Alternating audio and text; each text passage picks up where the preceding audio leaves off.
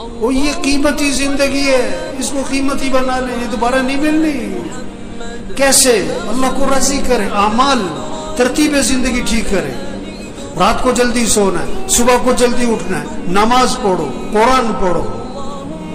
اشراق سے پہلے جو سو جاتے ہیں نا، یہ جو اٹھتے ہی نہیں ہیں، یہ جو فجر پڑھتے ہی سو جاتے ہیں، یہ برکتوں سے محروم ہوتے ہیں۔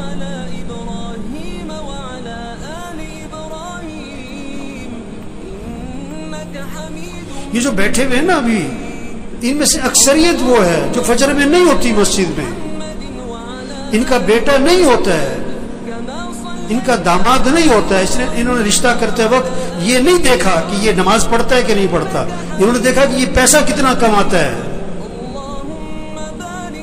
یہ بیٹی کا رشتہ تلاش کر رہے ہیں کہ کس کو پیسہ کون زیادہ کماتا ہے، یہ نہیں دیکھ رہے تقوی والا کون ہے، ایمان والا کون ہے، اعمال والا کون ہے، حیا ہے کہ نہیں، اللہ کا خوف ہے کہ نہیں اس میں۔